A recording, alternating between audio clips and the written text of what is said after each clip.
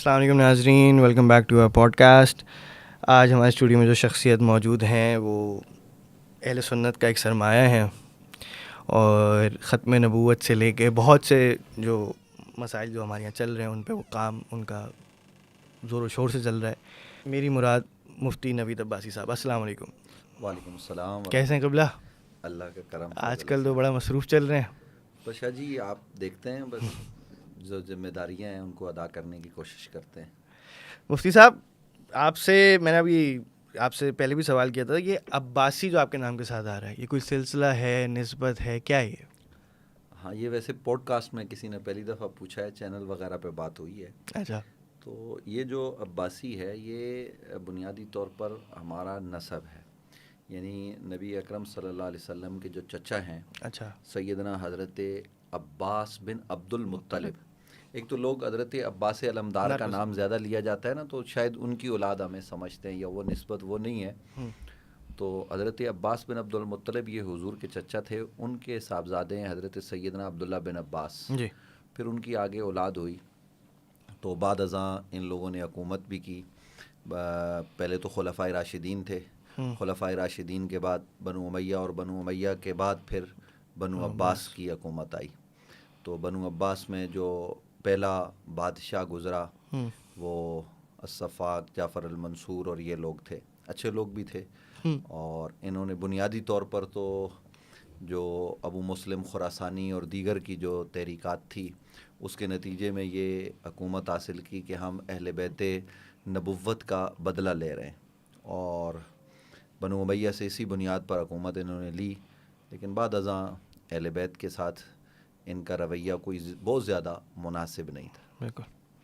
میں زیادہ اس لیے نہیں کہنا چاہ رہا آپ کا خاندان ہے تو اس لیے نہیں، مجھے کہنے میں کوئی حرج نہیں ہے. دیکھیے، جہاں حکومتوں میں یہ سب اتار چڑھاؤ ہوتا ہے. بالکل.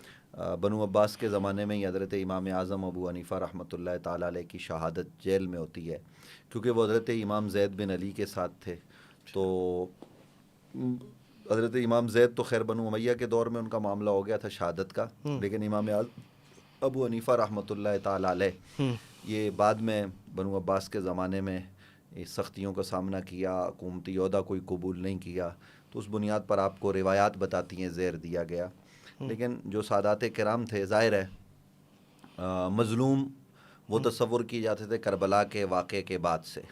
پھر امام زید کے ساتھ جو کچھ ہوا اور یہ ساری چیزیں پیش نظر تھی، تو اس وجہ سے لوگوں کے دلوں میں ان کی ایک عقیدت اور محبت تھی. تو بنو عباس اپنے آپ کو، ظاہر ہے یہ بھی حضور کے چچا کی اولاد ہیں، تو وہ ایک جو کزن کی رنجش ہوتی ہے اس کی بنیاد پر وہ قریب کا دور ہے. تو اس دور میں جو زیادتیاں حکومت کے حوالے سے انہوں نے کی، تو وہ تاریخ کا حصہ ہے. اس کو اگر میں کہوں کہ جی میرے بڑے تھے یا انہوں نے نہیں کی، تو یہ تو تاریخ کو جھٹلانے کے مترادف ہوگا. یہ ہوا ہے، لیکن بنو عباس نے اچھے کام بھی کیے ہیں، اور اقتدار کو دوام ان کا ملا ہے. اسلام کی خدمت بھی انہوں نے کی ہے. آپ اس میں ہارون الرشید کو دیکھ سکتے ہیں. ایسے لوگ بعد میں المعتصم باللہ وغیرہ جیسے لوگ بھی آپ کو نظر آئیں گے. تو یہ تاریخی حقیقت ہے، اس کا میں انکار کبھی کہیں پہ بھی نہیں کرتا. یہ تخت جو ایک چیز ہے نا، یہ بھائی بھائی کو لڑوا دیتی ہے. تو کزنس یہ تو مغلوں میں بھی ہوا، یہ ہوا خود بنو عباس کے لوگ آپس میں لڑے، تو یہ ہوتا رہتا ہے، لڑائی جھگڑے ہوتے رہتے ہیں. بہرحال اہل بیت نبوت جو ہے وہ ہم یہ بات بڑے واضح طور پر کرنا چاہتے ہیں کہ نبی علیہ السلام کی اہل بیت جو قرابت دار ہیں ان میں ٹھیک ہے بنو عباس بھی ہیں، دیگر بنو ہاشم کے لوگ بھی ہیں، لیکن اصلاً جو لوگ ہیں بنیادی طور پر وہ جن کو نبی علیہ السلام نے خود چادر کے نیچے لیا، ان کا مقابلہ کوئی اور نہیں کر سکتا. اور یہ بات میں شاہ جی کہتا رہتا ہوں، آپ کو خوش کرنے کے لیے نہیں کہہ رہا، کہ جب میں یہ کہتا ہوں کہ پچھلے دنوں بھی کسی ٹی وی چینل پہ بات ہو رہی تھی کہ جی حضرت عباس نے جو ہے نا وہ فتح مکہ جب ہو رہا تھا تو اسلام قبول کیا، یہ ابھی فتح مکہ کے دنوں میں. تو میں نے مولوی صاحب سے کہا کہ آپ اپنا مطالعہ وسیع کریں. حضرت عباس نے بہت پہلے اسلام قبول کیا، اس لیے کہ نبی علیہ السلام کے ساتھ وہ ہر لمحہ ساتھ رہے. جب وہ عکاظ کے میلے میں جاتے تھے، جب یہ بیت عقبہ اولیٰ اور ثانیہ ہوئی اور مدینے والوں سے جو معاہدہ ہوا وہ حضرت عباس نے لکھا ہے. تو وہ نبی علیہ السلام نے خود ان کو مدینے میں روک کے رکھا، کہ مکے میں روک کے رکھا کہ تم مکے والوں کی اطلاع دیتے رہو. تو انہوں نے وہ کام کیا خفیہ طریقے سے، ان کو اپنے اسلام کے اعلان کرنے کا موقع مل گیا. لیکن حضرت عباس سے ایک اور بڑی شخصیت تھے جن سے حضور علیہ السلام بڑی بے پناہ محبت کرتے تھے، ان کا نام تھا جناب حضرت ابو طالب. وہ بھی مسلمان تھے, انہوں نے اظہار نہیں کیا لوگوں کے سامنے کیونکہ ان کو اظہار کا موقع نہیں ملا.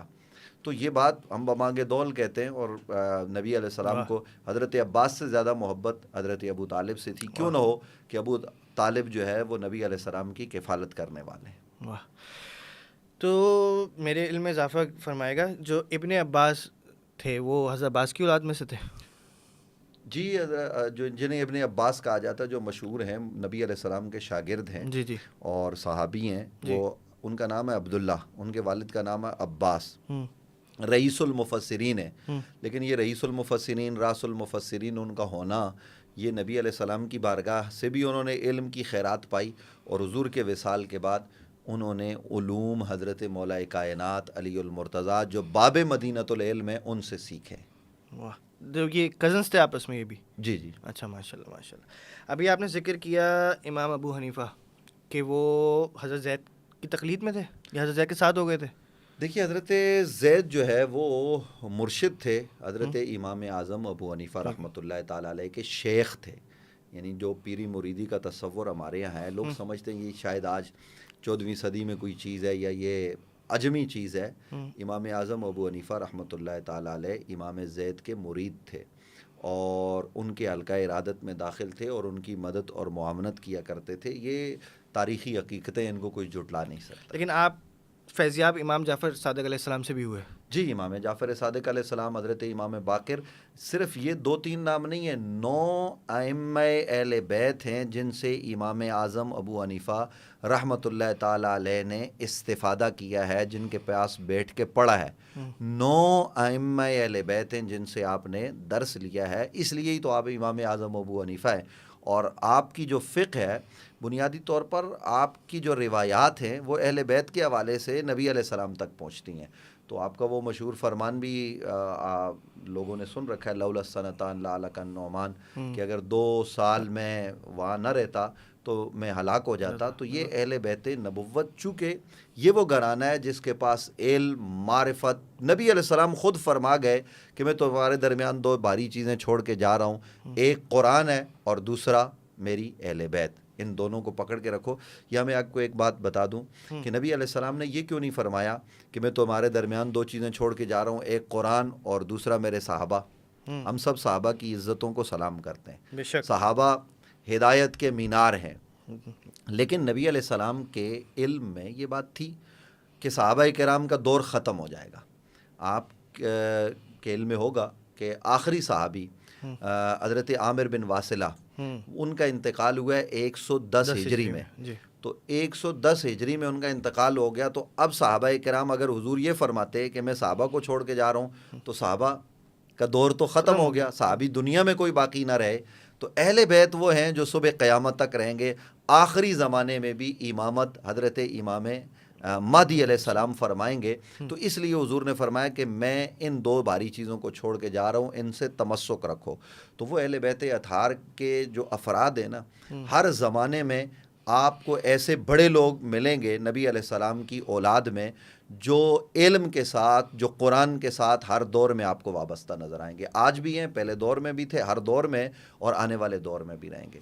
میں نے ابھی ماشاءاللہ نوٹ کیا کہ آپ بھی علیہ السلام کے قائل ہیں, لیکن آج کل یہ فتنہ بہت چل رہا ہے کہ نہیں رحمۃ اللہ علیہ کا ہو یا رضی اللہ تعالیٰ عنہ کا ہو, شیعہ کہتے ہیں علیہ السلام. شاہ جی, یہ تو مطلب بالکل ایسی بات ہے کہ جس کا نہ کوئی سر ہے نہ پیر ہے. اس لیے کہ علیہ السلام یہ دعائیہ جملہ ہے. اور دوسری بات یہ ہے کہ ہم میں سے اکثر لوگ جو یہ فتویٰ دیتے ہوئے نظر آپ کو آئیں گے نا ہمارے طبقے میں, یا جو بھی علماء ہے کہ جی علیہ السلام غیر نبی کے ساتھ نہ کہو, وہ بھی حضرت مریم کے نام کے ساتھ علیہ السلام کہتے ہوئے نظر آئیں گے, حضرت خضر کے نام کے ساتھ علیہ السلام کہتے ہوئے نظر آئیں گے. حالانکہ حضرت خضر کے حوالے سے 2 قول ہیں, بعضوں نے کہا وہ نبی ہیں, بعضوں نے کہا نبی نہیں ہے. تو یہ ایک اختلافی مسئلہ ہے, لیکن عورت تو کوئی کبھی نبیہ نہیں ہوئی نا.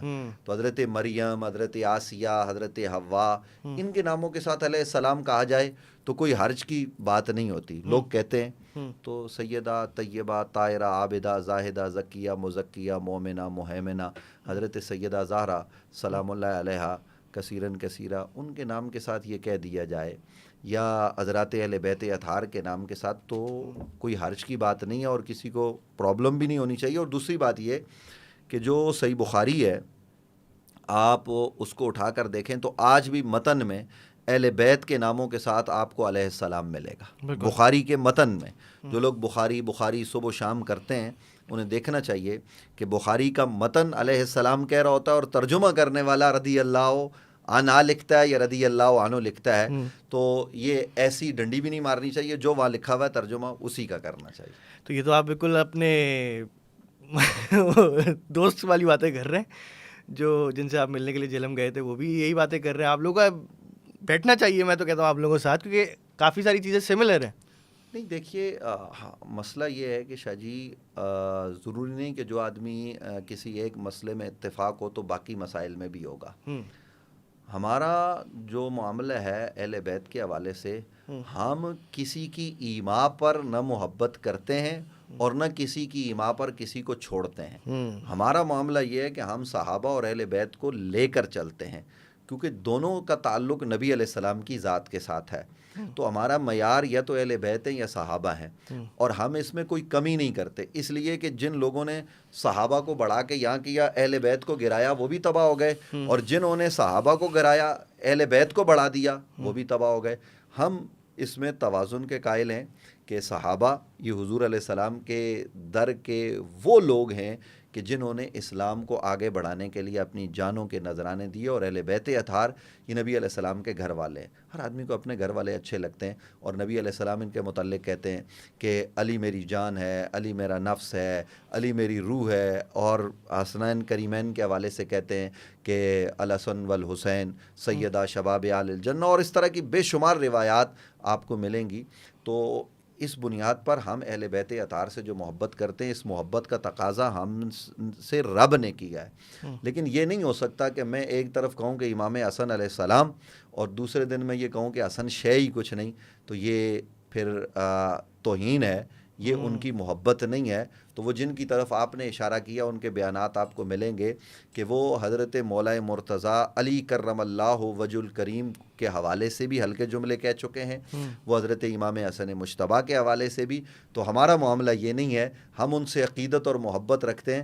ہم یہ کہتے ہیں کہ تم جو زبان یہ کہے کہ حسن شے ہی کچھ نہیں, اس زبان کو کاٹ دینا چاہیے. حسن ہی تو اصل میں اللہ کے رسول کو محبوب ہیں, اور اللہ کے نزدیک یہ وہ پسندیدہ لوگ ہیں جن کو خالق کائنات مالک ارض و سما نے نبی اکرم صلی اللہ علیہ وسلم کے گھر میں پیدا فرما کر مرکز محبت بنا دیا ہے. واہ واہ واہ.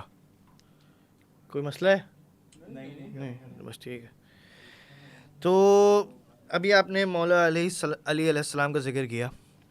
اب آپ کو شاید علم میں ہو, توازن پہ بات ہو رہی ہے کہ ہم صحابہ اور اہل بیت میں ہم توازن رکھتے ہیں.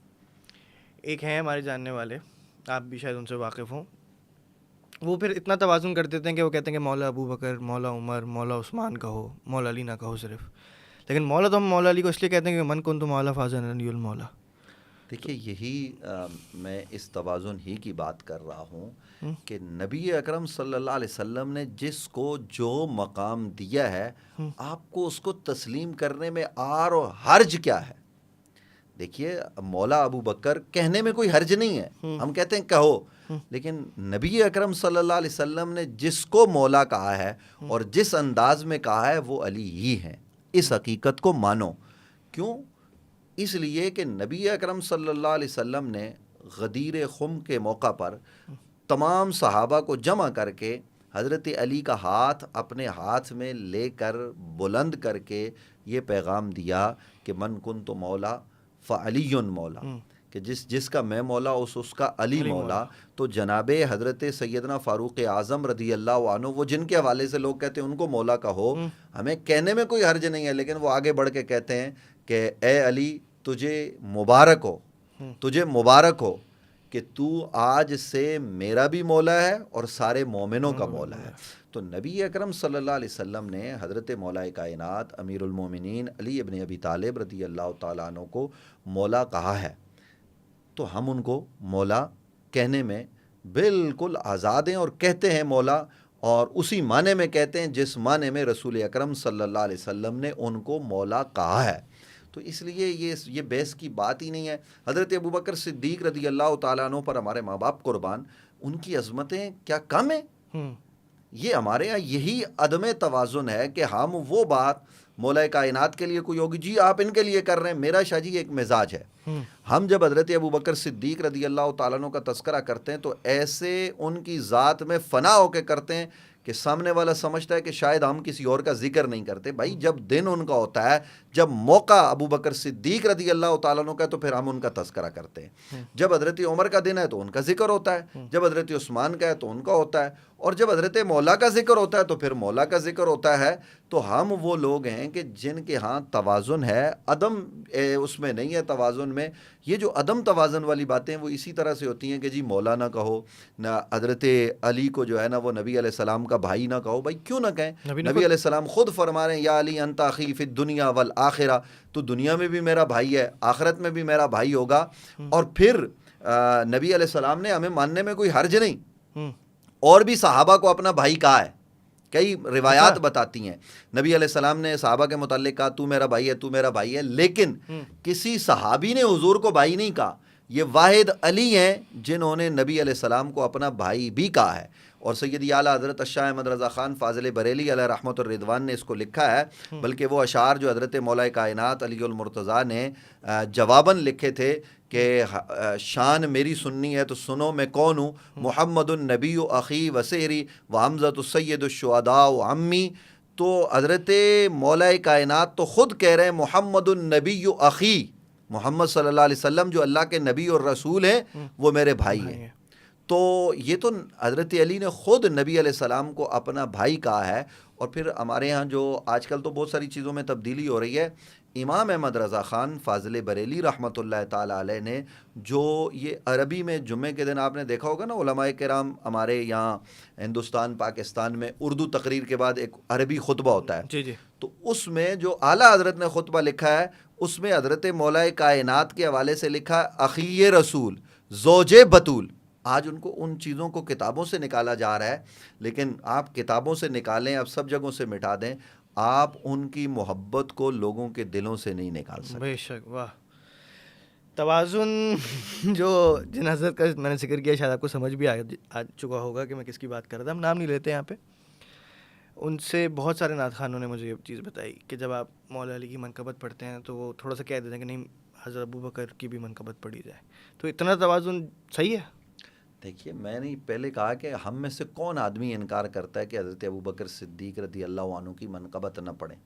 ایک اسٹیج پہ شاہ جی میں موجود تھا. سوری میں آپ کو کاٹ رہا ہوں, سوری, لیکن جب حضرت ابوبکر کی منقبت پڑھی جاتی ہے تب تو نہیں کہا جاتا کہ میں وہی عرض کر رہا ہوں. ایک اسٹیج پہ میں موجود تھا تو ایک صاحب نے پہلے تو نعت خان نے کسی کا کلام پڑھا تو وہ کہنے لگے ان کو اعلیٰ حضرت کا کلام پڑھنا چاہیے. تو میں نے نعت خان سے کہا, میں نے کہا اعلیٰ حضرت کا کلام پڑھو, تو وہ پڑھنے لگ گیا بیچارہ. تو لمحے بھر بعد انہوں نے منقبت پڑھی مولا کائنات کی. تو اب وہ صاحب کہنے لگے کہ جناب انہوں نے منقبت پڑھی ہے تو اب یہ منقبت جو ہے نا فلاں صحابی کی بھی پڑھیں, فلاں صحابی کی بھی پڑھیں. تو میں نے ان صاحب سے کہا, میں نے کہا ابھی تھوڑی دیر پہلے مولانا آپ نے کہا اعلیٰ حضرت کا کلام نہیں پڑھتے تو میں نے پڑھوایا ہے. اب وہ منقبت فلاں صحابی کی جو اعلیٰ حضرت نے لکھی ہے وہ 2 اس نعت خان سے میں پڑھواؤں گا. تو اعلیٰ حضرت نے تو لکھی ہی نہیں. اعلیٰ حضرت نے جن کی مستقل مناقب لکھی ہیں وہ آپ کو حضرت مولا نظر آئیں گے, حضرت حسن, حضرت حسین, حضرت سیدہ زہرا, ان کی مناقب اعلیٰ حضرت نے لکھی ہیں. باقی رہ گیا مسئلہ یہ کہ حضرت ابوبکر صدیق ہوں, حضرت عمر ہوں, حضرت عثمان ہوں, کوئی اہل سنت کہلانے والا مجھے آپ یہ بتائیں کہ کوئی ان سے دور رہ سکتا ہے؟ ہم جب ان کے ایام آتے ہیں تو ان کی منقبت پڑھتے ہیں اور ان کی منقبت پڑھ کے ہم اپنے ایمان کو جلا بخشتے ہیں. ہمیں ایمان میں تازگی اور حرارت محسوس ہوتی ہے, لیکن ہم دوسرے لوگوں سے یہ کہنا چاہتے ہیں کہ جب یوم علی آئے تو کم از کم اس دن آپ ذکر علی خلوص سے کر لیا کریں. یہ مقابلے والی بات نہیں ہونی چاہیے کہ جناب حضرت علی کا ذکر ہو تو ساتھ میں حضرت ابوبکر کو. کیوں بھائی؟ بالکل, یہ مقابلہ کہاں سے لکھا ہوا کہاں ہے؟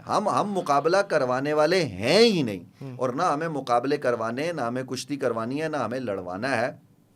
حضور نے حضرت سیدنا ابوبکر صدیق رضی اللہ تعالیٰ عنہ کے متعلق یہ کہا کہ ابوبکر جو ہے نا وہ اس کی نیکیاں بہت بلند ہیں، تو ہمیں وہ ماننا ہے۔ نبی اکرم صلی اللہ علیہ وسلم نے حضرت ابو بکر صدیق رضی اللہ عنہ کے متعلق یہ فرمایا کہ اس کے مال نے مجھے وہ نفع دیا ہے کہ کسی اور کے مال نے نہیں دیا، اور احسانات کا بدلہ چکا دیا۔ یعنی ابو بکر کے جو احسانات اسلام پر ہیں ان کا بدلہ قیامت کے دن دیا جائے گا۔ تو یہ حضرت ابو بکر صدیق کے متعلق ہے، حضرت عمر کے متعلق فرامین موجود ہیں۔ تو وہ دل جس میں حضرت ابو بکر، حضرت عمر، حضرت عثمان یا دیگر صحابہ کا بغض ہو، ہم اس پر ہزار لعنت کرتے ہیں، لیکن جس دل میں بغض علی ہو اس پر ہم کروڑ لعنت کرتے ہیں۔ ہم یہ بتاتے ہیں کہ جناب ابو بکر اور عمر وہ تو یہ کہتے ہوئے آپ کو نظر آئیں گے، حضرت فاروق اعظم نے کیا کہا کہ لولا علی لہلک عمر، اگر علی نہ ہو تو عمر ہلاک ہو جائے۔ یعنی جو حضرت علی کے خصائص ہیں نا شاہ جی، خاصہ وہ چیز ہوتی ہے جو جس میں پایا جائے اس کے غیر میں نہ پایا جائے۔ حضرت علی کے جو خاصے ہیں نا ان کو تسلیم کیے بغیر کسی کو چارہ نہیں۔ سب سے زیادہ روایات جو صحابہ کرام جن کا لوگ مقابلہ کرواتے ہیں نا، ان میں سب سے زیادہ روایات جو صحیح الاسناد کتابوں میں آئی ہیں وہ حضرت علی کی شان میں زیادہ ہیں۔ بالکل، لیکن اس کا مطلب یہ نہیں کہ ہم دوسروں کی تنقیص یا توہین کریں۔ ہمارا عقیدہ وہی ہے جو اہل سنت و جماعت کا ہے۔ افضلیت جو ہے نا وہ افضلیت مطلقہ یہ حضرت ابو بکر صدیق کو حاصل ہے، لیکن افضلیت من کل الوجوہ یہ ناسبیوں کا نظریہ ہے۔ حضرت علی کے کسی خاصے کو آپ نہ مانیں، ہم مولا کہیں آپ کہیں کہ جی وہ مولا نہیں ہے، اس حدیث پر بھی جو متواتر حدیث ہے اس پر بھی آپ جو ہے نا وہ صاف کرتے ہوئے نظر آئیں۔ آپ یا علی انت اخی فی الدنیا والآخرہ پر بھی جو ہے نا وہ کلام کرتے ہوئے نظر آئیں۔ بے منزلت ہارون من موسیٰ اس پر بھی آپ جو ہے نا وہ کلام کرتے ہوئے نظر آئیں۔ تو یہ نہیں چلے گا۔ بنیادی طور پر ہم اہل سنت ہیں، اہل سنت کا ایک دائرہ ہے۔ حضرت مولا کے جو فضائل ہیں یعنی وہ نبی علیہ السلام کے داماد ہیں اور اس بیٹی کے شوہر ہیں جس کو نبی علیہ السلام نے اپنے جگر کا ٹکڑا قرار دیا، جسم کا حصہ قرار دیا۔ یہ شرف کسی اور کو نہیں ملا۔ بالکل، لحموں کا لحمی، جسموں کا جسمی، یہ علی کے متعلق کہا۔ بھائی دنیا اور آخرت میں نبی علیہ السلام نے حضرت علی کو کہا ہے، تو جو علی کی فضیلتیں ان کو مانے۔ خیبر کی جو فتح کا واقعہ ہے وہ حضرت مولا کائنات کا ہے، تو اس کو ماننے میں حرج کسی کو نہیں ہونی چاہیے۔ نبی علیہ السلام نے خود ان کو جھنڈا دیا اور کہا کہ کل اللہ اس کے ہاتھ پر فتح عطا فرمائے گا جس سے اللہ پیار کرتا ہوگا، رسول پیار کرتے ہوں گے، اور وہ اللہ اور اس کے رسول سے پیار کرتا ہوگا۔ صبح دم جھنڈا حضرت علی کو ملا اور حضرت علی نے وہاں جا کے خیبر کو جو ہے نا وہ اکھاڑ پھینکا۔ آج دیکھیے ناسبیت کس کا نام ہے؟ یہ بغض علی، اور بغض علی کس سے کہ آدمی حضرت علی کو معاذ اللہ گالی دے تبھی بغض ظاہر ہوگا۔ بغض کے ساتھ کوئی خاص قسم کے اسپیشل سینگ نہیں لگے ہوتے، بغض آپ کی باتوں سے ظاہر ہوتا ہے۔ ایک صاحب نے جا کے ویڈیو بنائی اور ایک دروازہ دکھایا خیبر میں، پڑا ہوا دروازہ ہے چھوٹا سا، جی یہ علی نے اٹھایا، یہ چھوٹا، یہ بغض ہے۔ اور بھائی وہ یہودی کوئی پاگل تھے کہ جن کا قلعہ تھا، قلعے کا دروازہ کتنا بڑا ہوتا ہے، یعنی قلعے کا دروازہ، قلعے کا مطلب کیا ہوتا تھا پرانے زمانے میں؟ تاکہ دشمن جب حملہ کرے تو ہم دشمن کے حملے سے بچیں۔ وہ اگر پتھر مارے تو دروازہ پتھر سے نہ ٹوٹے، وہ من جبیک سے کوئی پتھر مارے، یعنی وہ ایک پتھر پھینکنے کا آلہ تھا، یا 20-25 آدمی مل کر حملہ آور ہوں تو ہمارا دروازہ گرے نا، تو وہ ہوتا ہے دروازہ۔ اس دروازے کو علی نے اٹھا لیا، تو اب یہ بغض ہے کہ آپ کوئی چھوٹا سا لکڑی کا دروازہ دکھائیں۔ او بھائی آپ کو کیا معلوم کہ وہ کون سا دروازہ تھا؟ وہ قلعے کا دروازہ تھا۔ مانو یہ روایات میں آیا ہے کہ 8 صحابہ قسم کھا کے کہتے ہیں کہ بعد میں ہم نے اس کو ہٹانے کی کوشش کی تو ہم 8 لوگ اس کو اٹھا نہیں سکے۔ تو علی نے اس کو تو اپنی زرہ بنا لیا تھا، ڈھال بنا لیا تھا، سوری، تو وہ ان کے حملے کو روکتے بھی تھے، دوسرے ہاتھ سے تلوار بھی چلاتے تھے۔ یہ علی کا خاصہ ہے، اس کو ماننے میں پیٹ میں مروڑ کیوں پڑتے ہیں؟ مانو یہ مروڑ شاید ہمیں ہی پڑتے ہیں کیونکہ ان کا ویسٹرن سوسائٹی میں ایک میوزیم ہے ریپلیز، وہ اپنے دنیا میں جتنے بھی چیزیں ہوئی ہیں اس کے پہ ڈاکومنٹیشن ان کے پاس ہے۔ انہوں نے لکھا ہوا ہے اپنی اس میں میوزیم کی ہسٹری میں کہ مولا علی نے 900 کلو کا یہ دروازہ اکیلے اٹھا لیا تھا۔ وہ مان رہے ہیں، وہ مسلمان نہیں ہیں، آپ سے نہیں مانا جا رہا۔ مسئلہ سارا یہی ہے بنیادی طور پر۔ دیکھیے وہ بھی مانیں گے، روایات ہمیں بتاتی ہیں۔ تو میں نے آپ کو کہا نا کہ بغض کی کوئی اسپیشل نشانی نہیں ہوتی۔ ایک طرف یہ کہیں گے حضرت علی رضی اللہ تعالیٰ عنہ، اور ساتھ میں پھر تبرہ بھی کریں گے۔ تو حضرت علی کی ذات وہ ہے، یاد رکھیے شاہ جی، آپ نے چونکہ حضرت مولا پہ کلام شروع کر دیا تو میں آپ کو ایک بات بتا دوں، ذات علی وہ ذات ہے کہ جس سے محبت یہ ایمان ہے اور جس سے بغض یہ نفاق ہے. اور کل ہی پرسوں یہ ایک روایت نئی بالکل شاید اس سے پہلے میڈیا پر نہ آئی ہو, تو وہ روایت جو ہے نا وہ حسن لغیری ہی ہے حدیث, وہ یہ ہے کہ حضرت علی سے بغض رکھنے والا اصلاً یہودی ہوگا. تو بنیادی طور پر یہ یہودیوں کی جو سازش ہے نا کہ قبیلہ بنو قریظہ میں حضرت مولا نے ان کو مارا, خیبر میں مولا نے مارا, تو حضرت مولا کائنات کی مار نے ان کے دلوں میں علی کا بغض اس قدر ڈالا ہے کہ وہ بغض آہستہ آہستہ یہ مسلمانوں میں منتقل کرتے رہتے ہیں, اور وہ مسلمان جو اصلاً ٹھیک نہیں ہوتے وہ بغض علی کو قبول کرتے رہتے ہیں, اور جن کے دلوں میں حب رسول ہوتی ہے وہ حب علی کو قبول کرتے ہیں. اب ہمارے یہاں یہ المیہ ہو گیا ہے. میں نے ایک کلپ دیکھی, اس میں وہ شیعہ ایک وہ تھے, نوحہ لگا ہوا تھا. اب وہ چلو بھائی وہ تبرہ بھیج رہے ہیں ٹھیک ہے, آپ اہل سنت ہو کے اس کے رپلائی میں آپ مولا علی پہ تبرہ بھیج رہے ہو. یہی تو زیادتی ہے کہ آپ حضرت علی کرم اللہ وجہ الکریم سے جو کوئی آدمی محبت کا دعویٰ کرے, یہاں یہ بھی میں بتا دوں حضور نے فرمایا 2 گروہ علی کی وجہ سے یا علی کے حوالے سے تباہ ہوں گے. کون سے؟ ایک جو حد سے بڑھ کر علی سے محبت کرے گا اور ایک جو بغض رکھے گا. یعنی حد سے بڑھ کے محبت کیا کرنا ہے؟ علی کا وہ مقام ہے کہ جو معاذ اللہ خدا کا بھی نہیں, استغفر اللہ. یعنی وہاں یہ اس ملک میں پائے جاتے ہیں نصیری اور اس طرح کے لوگ, تو یہ پھر صحابہ کو بھی جو ہے وہ گالم گلوچ کرتے ہیں. تو اس کا یہ ہرگز مطلب نہیں ہے کہ اب اس وقت میں مسلمان ہوں, آپ بھی مسلمان ہیں, تو ہم نبی اکرم صلی اللہ علیہ وسلم کے ماننے والے ہیں, نبی علیہ السلام کی عظمت کو سلام. لیکن ہمیں بچپن میں گھر میں ماں یہ عقیدہ پڑھاتی ہے آمنت باللہ و ملائکتی و کتبی و رسلی. ہم نے تمام رسولوں پر ایمان لانا ہے, کسی ایک رسول پر نہیں. تو اس وقت ویسٹ کی دنیا میں فرانس وغیرہ میں میرے اور آپ کے نبی صلی اللہ علیہ وسلم کے خاکے بنائے جاتے ہیں, توہین کی جاتی ہے.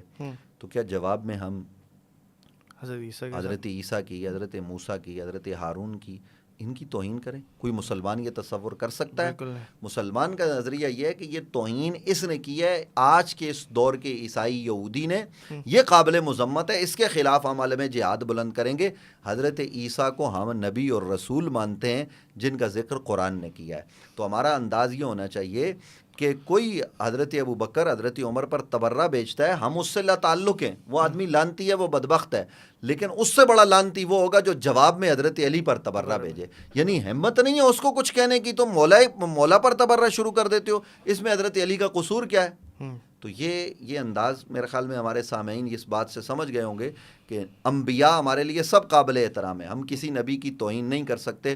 حضور اکرم صلی اللہ علیہ وسلم خاتم النبیین ہیں, آپ کے بعد کوئی نبی اور رسول کسی بھی طور پر نہیں آ سکتا. اس سے پہلے جو انبیاء گزرے ان کے حوالے سے اگر ان کے ماننے والے, ان کے نام لیوا میرے اور آپ کے نبی کی توہین بھی کریں تو ہم ان انبیاء, جن انبیاء کا وہ نام لیتے ہیں آج کے اس دور میں, ان انبیاء کی توہین نہیں کر سکتے. اگر ہم کریں گے تو دائرہ اسلام سے گئے. بے شک. اب مجھے جگہ یاد نہیں آ رہی, شاید ناروے تھا یا سویڈن تھا, تو ادھر قرآن جلایا گیا. تو اس کے بدلے میں ایک بندے نے پرمٹ لیا کہ وہ بائبل اور تورا جلائے گا. مسلمان تھا. اب بائبل اور تورا پہ ہمارا یہ یقین ہے کہ ان میں تحریف ہو گئی ہے, یہ اپنی اصلی حالت میں نہیں ہے, لیکن اس بندے نے نہیں جلائی. اس نے کہا کہ مجھے اسلام یہ سکھاتا ہے کہ میں کسی اور مذہب کی بے حرمتی نہ کروں اس طرح. وہ تو قرآن مجید فرقان حمید کی آیت ہے نا, وَلَا تَسُبُّ الَّذِينَ يَدْعُونَ مِن دُونِ اللَّهِ بِغَيْرِ علم کے الفاظ قرآن کے ہیں کہ تم سب نہ کرو. سب کا مطلب ہوتا ہے گالی نہ دو. کس کو؟ وہ جو اللہ کے سوا جن کو پوچھتے ہیں نا, یعنی دوسرے کے جھوٹے خدا کو, سادہ سا ترجمہ کہ کسی کے جھوٹے خدا کو بھی گالی نہ دو, وہ بدلے میں تمہارے سچے رب پر تبرہ کرے گا. تو اس لیے جو لوگ ہمارے معاشرے, ہمارے سوسائٹی میں حضرات صحابہ کرام دنیا سے چلے گئے, ان پر تبرہ کر کے آپ کو کیا ملے گا؟ آپ حب علی کی بات کریں, میں ان لوگوں سے بھی بات کرنا چاہتا ہوں کہ آپ اپنے لوگوں کو مشکلات میں ڈالتے ہیں, ان مشکلات میں نہیں ڈالنا چاہیے. اور اسلام یہ کہتا ہے کہ دیکھیے بائبل ہو یا کوئی بھی کتاب ہو جو اسلام سے قبل کی آسمانی کتابیں ہیں, ہمیں معلوم ہے وہ تورات ہو, وہ زبور ہو, وہ انجیل ہو, وہ عہد نامہ عتیق ہو, یا پھر وہ اس کے علاوہ برناباس پر نازل ہونے والی آوستہ ہو, یا ہندوؤں کی قرآن ہو, علی ھذا القیاس جتنی بھی کتابیں ہیں, ہم ان کتابوں کے تمام ٹیکسٹ کو ماننے کے پابند نہیں ہیں، لیکن ہم ان کی توہین نہیں کر سکتے. اس کا درس ہمیں اسلام دیتا ہے کہ ان کتابوں کو بھی آپ نے عزت کی نگاہ سے دیکھنا ہے. بالکل. اب آپ کا تو شاید اتفاق نہ ہو، لیکن کامنٹس میں جب آپ جاتے ہیں نا، انڈیا پاکستان کی کوئی چیز اگر ہو، میچ ہو یا کچھ بھی ہو، اس میں ہمارے مسلمان بھائی شروع ہو جاتے ہیں ان کو بلا وجہ ان کے بھگوانوں کو گالیاں دینا، اور ان کی جو بھی ان کی حرکتیں ان کو گالیاں، اس کو ہائی لائٹ کرنا کہ تم تو یہ کرتے ہو، تم تو وہ کرتے ہو. اس کے بدلے میں کیا ہوتا ہے، وہ سیدھا رسول اللہ صلی اللہ علیہ وسلم پہ آتے ہیں. یہ ہونا بھی نہیں چاہیے. میں نے ابھی قرآن کی آیت پیش کی، یہ قرآن کے خلاف ہے کہ آپ کسی کے، ہمیں معلوم ہے کہ وہ جس کو پوج رہے ہیں وہ تو مورتی ہاتھ سے بنائی گئی ہے، لیکن ہمیں یہ حکم نہیں دیا گیا کہ ہم اس کو گالی دیں، بلکہ منع کیا گیا، حکم یہ ہے کہ ہم اس کو گالی نہیں دے سکتے. کیوں؟ وہی ہوگا جو ابھی آپ بتا رہے ہیں کہ بدلے میں وہ پھر ہمارے سچے رب کو، سچے رسول کو برا کہیں گے. تو معاشرے کو امن اور سلامتی کی طرف لے جانے کا جو واحد حل اور راستہ ہے وہ یہ ہے شاہ جی کہ ہم اپنے مذہب، اپنے دین کو چھوڑے نہیں، اور دوسروں کو ہم تعلیم دیتے رہیں، تبلیغ کرتے رہیں گالم گلوچ سے پاک. کیونکہ قرآن نے کہا ادو الی سبیل ربک بالحکمت والموعظۃ الحسنہ. ہمارا جو انداز تبلیغ ہونا چاہیے وہ حکمت پر مبنی اور ایسے مواعظ حسنہ پر مبنی ہو کہ جس میں لعن طعن نہ ہو، جس میں تبرہ نہ ہو، جس میں محبت کی آمیزش ہو اور الفت کا پیغام ہو، جو زبان سے نکل کر دوسرے کے کانوں کے ذریعے اس کے دل میں اترے اور وہ اسلام کو برا نہیں بلکہ امن و سلامتی کا دین سمجھ کر قبول کرے. واہ واہ. اب ہم واپس آتے ہیں ہماری گفتگو میں. آپ نے اعلیٰ حضرت احمد رضا خان بریلوی رحمۃ اللہ علیہ کا ذکر فرمایا، اس سے پہلے آپ نے حضرت ابو طالب علیہ السلام کا بھی ذکر فرمایا. تو بہت سے لوگ کہتے ہیں کہ بھائی اعلیٰ حضرت نے تو حضرت ابو طالب کے بارے میں یہ کہا ہے، آپ لوگ حضرت ابو طالب کو کیسے مسلمان کہہ سکتے ہیں اور اعلیٰ حضرت کی پیروی کر سکتے ہیں؟ ماشاء اللہ شاہ جی، آپ چیزوں پر نظر رکھے ہوئے ہیں. جی دیکھیے، گزارش یہ ہے کہ صرف اعلیٰ حضرت نے نہیں کیا. ہمارے ہاں جو متون ہیں کتب احادیث میں، ہم کفر اور اسلام کی بات میں عدم ایمان کی بات کیا کرتا ہوں کہ ہمارے بڑے بڑے ائمہ نے حضرت ابو طالب کے عدم ایمان کی بات کی. وہ کس بنیاد پر کی؟ کہ آپ کو کسی کے بھی ظاہری اسلام کے لیے اس کا ظاہری ثبوت چاہیے ہوتا ہے. تو مکی دور میں نے پہلے کہا کہ حضرت ابو طالب نے اپنا ایمان چھپا کے رکھا تھا مسلمانوں کی سلامتی کے لیے، چونکہ نبی علیہ السلام کے لیے وہ بطور ڈھال تھے، وہ حضور علیہ السلام کے نگہبان تھے. قرآن مجید فرقان حمید ارشاد فرماتا ہے علم یجد کا یتیمن فآوا، ہم نے آپ کو یتیم پایا تو جگہ دی. جس جگہ کو اللہ نے اپنی جگہ کہا وہ حضرت ابو طالب کا گھر ہے جہاں حضور علیہ السلام رہے. تو چونکہ حضرت ابو طالب نے مکہ میں رہنا تھا، حکمت کا تقاضا یہ تھا کہ انہوں نے اپنا ایمان اور اسلام چھپا کے رکھا، جیسا کہ حضرت عباس نے بھی چھپا کے رکھا ہوا تھا. لیکن حضرت عباس کو موقع ملا، حضرت ابو طالب کو موقع نہ ملا، وہ دنیا سے چلے گئے. تو روایات میں پھر یہ آیا کہ جی انہوں نے اسلام قبول نہیں کیا، اور وہ بھی اخبار احاد ہیں لیکن وہ کتب میں موجود ہیں. اعلیٰ حضرت شاہ احمد رضا خان فاضل بریلی رحمۃ اللہ تعالی علیہ نے جو اس حوالے سے رسالہ لکھا ہے وہ یقیناً عدم ایمان پر ہے، لیکن وہ عدم ایمان پر ہونے کے ساتھ ساتھ اس میں آپ کو الفت و محبت ابو طالب کی چاشنی نظر آئے گی. وہ کہتے ہیں ہم ان کا نام بے ادبی سے نہیں لے سکتے، ہم ان کا نام احترام کے ساتھ لیں گے. کیوں؟ کیونکہ یہ رسول اکرم صلی اللہ علیہ وسلم پر احسان کرنے والے ہیں. تو یہ اعلیٰ، اور یہ علماء میں اختلاف ہوتا رہتا ہے. دیکھیے اہل سنت و جماعت میں اس وقت یہ مسئلہ اختلافی مسئلہ ہے، اور اختلافی مسئلہ وہ ہوتا ہے کہ اگر آپ اس کو قبول کرتے ہیں تو بھی ٹھیک ہے، نہیں قبول کرتے تو بھی ٹھیک ہے، قبول کر کے بھی سننی ہے اور قبول نہ کر کے بھی سننی ہے. یہ ہوتا ہے اختلافی مسئلہ. تو ہمارے ناظرین زیادہ بھاری گفتگو شاید برداشت نہ کر پائیں، اس لیے میں یہ عرض کر رہا ہوں کہ یہ ایک اختلافی مسئلہ ہے. اعلیٰ حضرت نے یہ نہیں کیا، لیکن آج اعلیٰ حضرت کا نام لے کر جو بدبخت، جو ملعون حضرت ابو طالب پر تبرہ کرے اور کافر کافر کے نعرے لگائے، میں سمجھتا ہوں کہ وہ بدبخت ہے، وہ رسول اللہ کو ایذا دے رہا ہے. آپ عدم ایمان کا قول ضرور کریں روایات کو پیش نظر رکھ کر، لیکن آپ کو یہ حق نہیں دیا جا سکتا کہ آپ حضرت ابو طالب کو گالی دیں. آپ ہوتے کون ہیں؟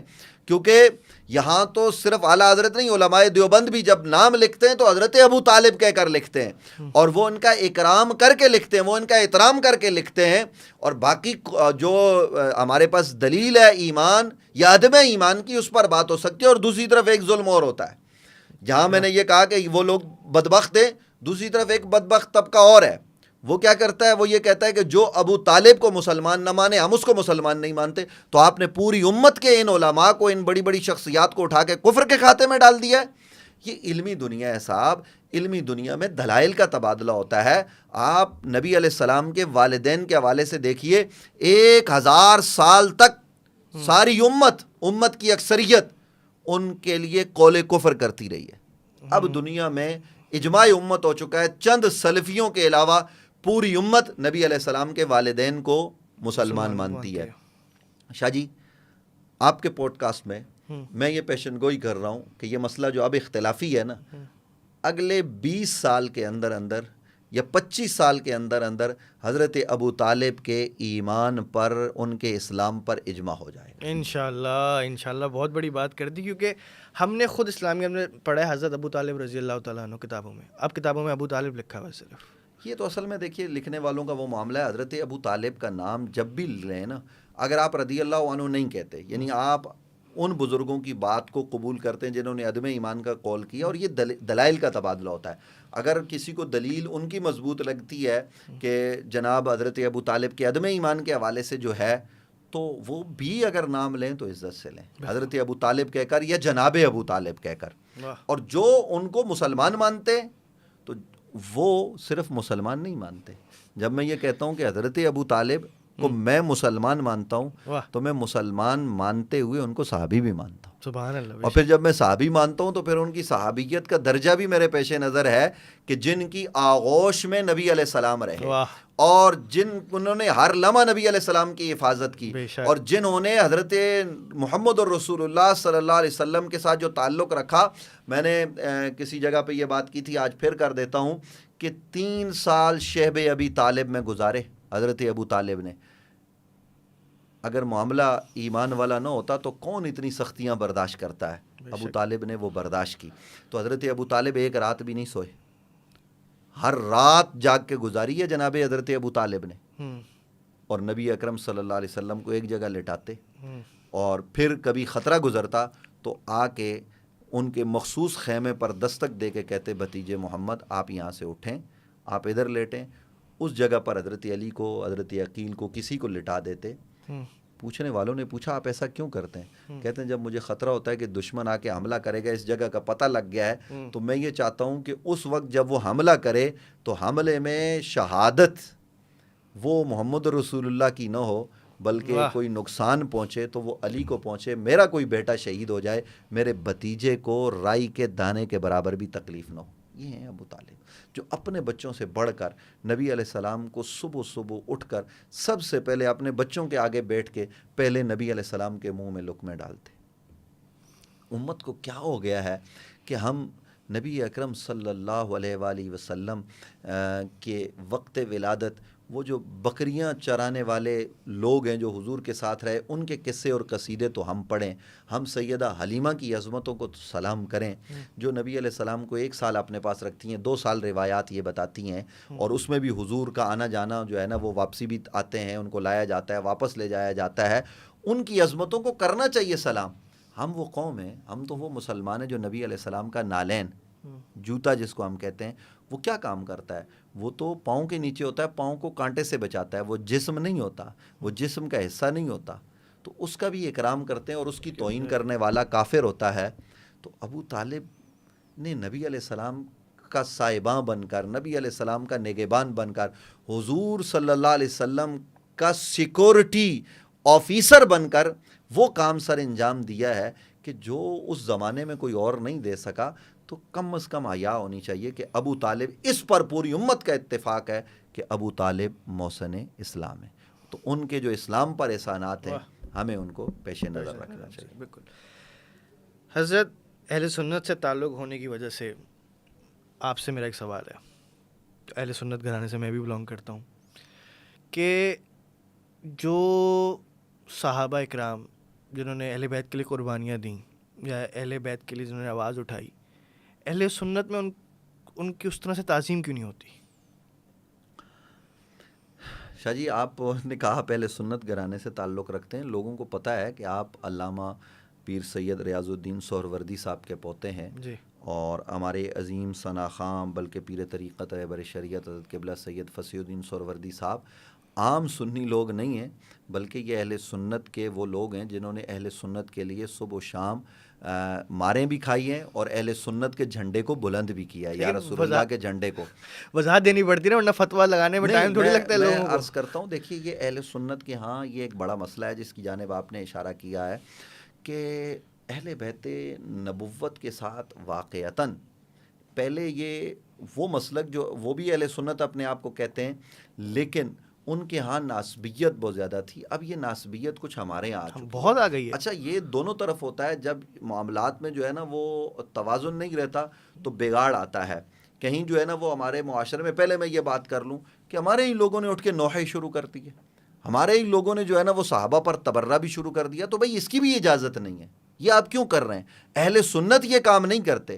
لیکن دوسری طرف آپ دیکھیے تو وہ صحابہ جو بڑے صحابہ ہیں ان کی ترانے نہیں پڑے جاتے، ان کی عظمتوں کے نعرے نہیں لگائے جاتے.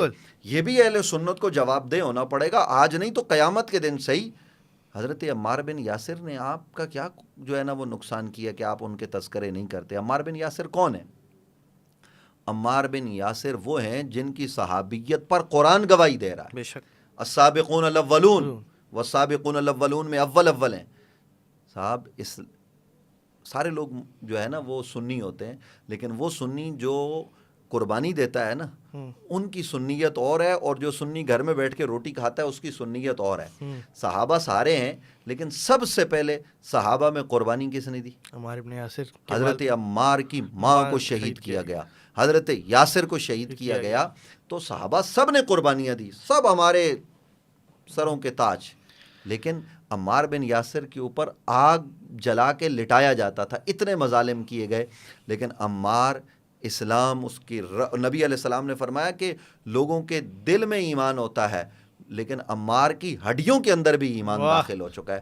تو وہ عمار، اس کی عظمتوں کے ترانے ابو ذر غفاری ہیں، اس کے علاوہ دیگر وہ صحابہ ہیں، بلکہ بڑے بڑے صحابہ وہ آپ کو حضرت مولا کائنات کی طرف نظر آئیں گے. ان کی محبت ان کے دل میں جا گزی ہے.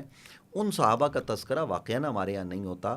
ان کے نام کے تذکرے بھی ہونے چاہیے، اور نسل نو کو بتانا چاہیے کہ صحابہ کرام رضوان اللہ تعالیٰ علیہم اجمعین جن کو تم ہدایت کے ستارے کہتے ہو، وہ ہدایت کے یہ ستارے یہ نبی اکرم صلی اللہ علیہ وسلم کے صحابہ ہیں، جو پہلے دن کے صحابہ ہیں.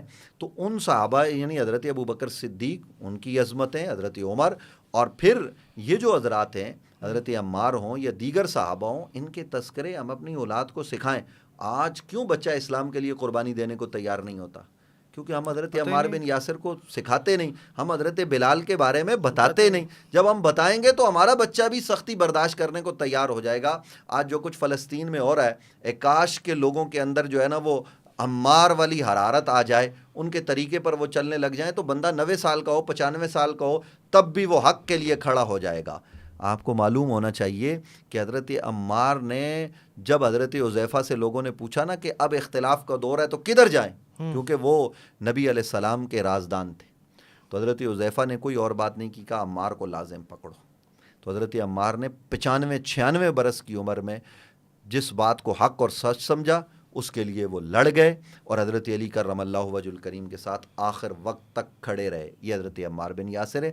تو شاید وہ حضرت علی سے محبت کرنے والے تھے، اور لوگ سمجھتے ہیں شاید ان کا ذکر کر کے شیعہ ہو جائیں گے. نہیں بھائی، وہ بھی صحابی ہیں. ان کا ذکر کر کے آدمی شیعہ نہیں ہوتا، ان کا ذکر کر کے آدمی سچا مسلمان ہوتا ہے. بے شک بے شک.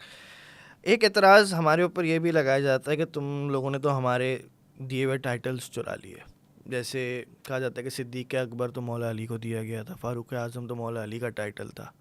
تو یہ حضرت ابوبکر صدیق کے ساتھ آپ لوگوں نے کیوں لگا دیا، یا حضرت عمر کے ساتھ آپ نے کیوں لگا دیا؟ دیکھیے شاہ جی، روایات یہ بتاتی ہیں، میں تو یہ کہتا ہوں کہ میرے نبی کے سارے صحابہ جو صحابہ ہیں، کیونکہ صحابی کی تعریف یہ ہے کہ جس نے اسلام قبول کیا، اور اسلام قبول کرنے کے بعد اصولیین متکلمین یہ کہتے ہیں کہ نبی علیہ السلام کی صحبت میں مکث طویل یعنی طویل عرصہ رہا، تو وہ صحابی ہے. پھر ہمارے محدثین کہتے ہیں نہیں، جس کو رؤیت اللقاء حاصل ہو، یعنی نبی علیہ السلام کو دیکھا بھی ہو اور ملاقات بھی کی ہو، وہ صحابی ہے. اور بخاری نے ایک جگہ پہ کہا ہے کہ جس نے نبی علیہ السلام کو دیکھا اور اس کا خاتمہ ایمان پر ہوا وہ صحابی ہے. تو جو صحابہ کرام رضوان اللہ تعالی علیہم اجمعین ہیں، ان کی عزتیں عظمتیں ہمارے پیش نظر ہیں. اور جو نبی کی تربیت میں رہا ہو، یعلمہم الکتاب، نبی سے کیا ہو ایک یعنی علم کا فیض حاصل کیا ہو، وہ یزکیہم، حضور نے اس کا تزکیہ کر لیا ہو، تو آپ کیا سمجھ سکتے ہیں کہ وہ جھوٹا ہوگا؟ وہ تمام صحابہ، میرے حساب سے تو سارے صحابہ صدیق اکبر ہیں. اور پھر روایات میں حضرت علی، یہ مجھے قبول کرنے میں کوئی حرج نہیں ہے، حضرت علی کے حوالے سے روایات میں یہ آیا ہے کہ حضرت علی کرم اللہ وجہ الکریم کیا ہیں؟ صدیق اکبر بھی ہیں. لیکن ہمارے ہاں چونکہ حضرت سیدنا صدیق اکبر رضی اللہ عنہ کو جب ہم صدیق اکبر کہتے ہیں تو اس کی وجہ یہ ہے کہ قرآن کہتا ہے والذی جاء بالصدق وصدق بہ اولئک ھم المتقون. واقعہ معراج کے ذیل اور ضمن میں حضرت ابوبکر صدیق کی جو تصدیق ہے اس کا تذکرہ ہوا، تو وہ تصدیق بہت بڑی تصدیق ہے، اس لیے بعد ازاں لوگوں نے حضرت ابوبکر صدیق کو صدیق اکبر کہا. فاروق اعظم کا معاملہ یہ ہے کہ وہ ہر جگہ پر آپ کو نظر آئے گا کہ جب بھی حق کی بات ہوتی ہے تو چٹان کی طرح کھڑے نظر آتے ہیں، اور وہ فاروق اعظم ہیں. بنیادی طور پر تو ہمارا ایک طبقہ یہ بھی سوال کرتا ہے نا کہ جناب وہ آپ امام اعظم کہتے ہیں، وہ غوث اعظم کہتے ہیں، تو غوث اعظم تو اللہ کو ہونا چاہیے، تو پھر صدیق اکبر تو حضرت ابوبکر کو ہونا ہی نہیں چاہیے، وہ تو رسول اللہ کو ہونا چاہیے. فاروق اعظم بھی رسول اللہ ہے. تو یہ بحث کی بات نہیں ہے. حضرت عثمان غنی ہے، کیا دوسرے صحابہ غنی نہیں تھے؟ حضرت ابوبکر نے تو مال لٹا دیا سارے کا سارا، حضرت عثمان سے پہلے لٹا دیا. تو ہم غنی حضرت ابوبکر کو کیوں نہیں کہتے؟ ہم غنی حضرت عثمان کو کہتے ہیں، اس لیے کہ وہ ان کے خاصہ ہے. اسی طریقے سے سارے صحابہ بہادر ہیں، ان کی شجاعت اور بہادری میں کوئی ہمیں جو ہے نا وہ حرف نہیں ہے، ان پر کوئی اعتراض نہیں. لیکن حضرت سیدنا علی المرتضیٰ کی جو بہادری ہے، جو شجاعت ہے، وہ بے مثل ہے. اس لیے ہم ان کو کہتے ہیں شیر خدا، اسد اللہ الغالب، امام المشارق والمغارب. یہ ان کے لیے تو یہ اہل سنت کے یہاں کوئی مطلب وہ والی بات نہیں ہے کہ اس سے ہم حضرت ابوبکر صدیق کو صدیق اکبر کہہ کر حضرت علی پر معاذ اللہ کوئی تان کرتے ہیں. ایسا ہرگز نہیں ہے. ہم حضرت ابوبکر صدیق کی عظمتوں کو بھی سلام کرتے ہیں، اور کیوں نہ کریں کہ ابوبکر صدیق وہ ہیں جو ہمیں یہ بتاتے ہیں کہ علی کون ہے. وہ تو محفل میں بیٹھ کر چہرہ علی کو دیکھ کر اس کی زیارت کر کے کہتے ہیں کہ علی کے چہرے کو دیکھنا حضور نے فرمایا عبادت ہے، بلکہ علی کو دیکھنا عبادت ہے. تو یہ کوئی اختلافی مسئلہ نہیں ہے اہل سنت کے. اگر ہم صحیح معنوں میں دائرہ اہل سنت میں آ جائیں تو یہ چیزیں روز روشن کی طرح عیاں ظاہر و باہر ہو جائیں گی. یہ لوگوں کے پیٹ میں خواہ مخواہ میں مروڑ پڑ جاتے ہیں کہ جناب وہ یہ تھا یوں تھا.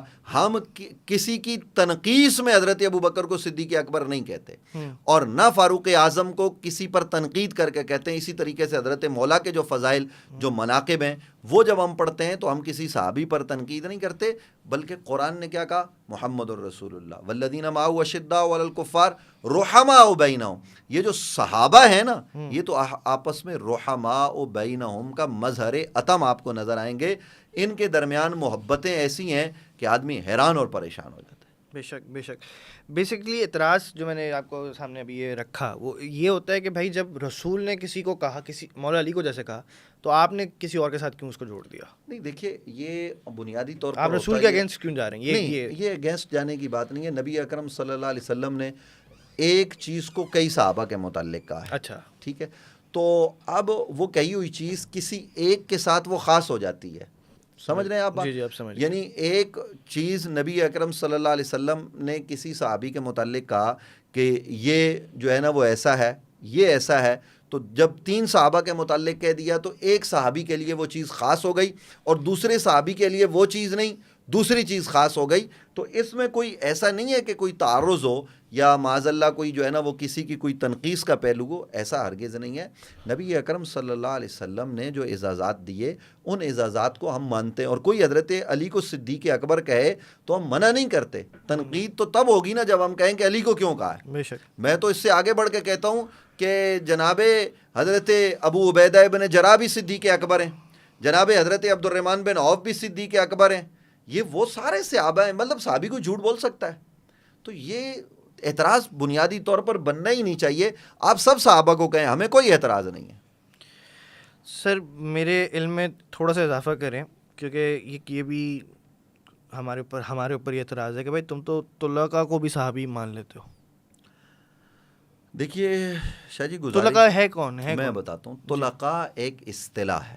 اچھا. اور اصطلاح بھی یہ اس معنی میں ہے کہ نبی اکرم صلی اللہ علیہ وسلم نے جس دن مکہ کو فتح کر لیا تو فتح مکہ جس کو ہم کہتے ہیں نا بنیادی طور پر تو فتح سے مراد حدیبیہ ہے کہ قرآن مجید فرقان حمید نے انا فتحنا لک فتحا مبینا لیغفر لک اللہ ما تقدم کی جو بات ہوئی ہے اس میں حدیبیہ مراد ہے. لیکن جب اس کے نتیجے میں مکہ عملاً فتح ہو گیا تو نبی علیہ السلام نے یہ اعلان کیا کہ جو کعبۃ اللہ میں آ گیا ہم اس کو معاف کر دیں گے اور جو اپنے گھر کا دروازہ بند کر کے بیٹھ گیا وہ بھی معافی کا جو ہے نا وہ مستحق ہو جائے گا. جو ابو سفیان کے گھر میں آ گیا اس کو بھی معافی مل جائے گی. تو اس کے بعد جب یہ معاملہ ہوا تو وہ لوگ ملتجی نظروں سے حضور کو دیکھ رہے تھے کہ آج ہمارا فیصلہ کیا ہوگا. تو نبی علیہ السلام نے ان کو کہا کہ تم سب آزاد وانتم الطلقاء. تو وہ اصل میں وہ لوگ تھے کہ جنہوں نے ساری زندگی نبی علیہ السلام کے ساتھ دشمنی کی, جن کی وجہ سے بدر ہوئی, جن کی وجہ سے عہد ہوئی, جن کی وجہ سے خیبر و خندق کی یہ جنگیں جو ہے نا وہ بپا ہوئی. خندق تک تو یہ سارے معاملات آپ کو نظر آئیں گے. تو باقی جنگوں میں وہ یہودیوں کے معاون اور مددگار رہے. لیکن مسئلہ یہ ہے شاہ جی کہ نبی اکرم صلی اللہ علیہ وسلم جب اپنے شہر میں آئے تو نبی علیہ السلام نے ان لوگوں کو کیا کیا؟ معاف کر دیا. معاف کر دیا. کن کن لوگوں کو معاف کیا؟ وہ جو واشی تھے تو وہ آیا اور کہنے لگے کہ میں بھی اسلام قبول کرتا ہوں. حضور نے کہا ٹھیک ہے آ جاؤ دامن اسلام میں, لیکن ساتھ ہی کہا کہ میرے سامنے نہیں آنا, بالکل, کیونکہ وہ زخم مجھے چچا کے یاد آتے ہیں. تو ان کو بھی معافی مل گئی. تو یہ جو معافی جن کو ملی ہے یہ ہیں, ان کو کہا جاتا ہے کہ یہ طلقاء ہے.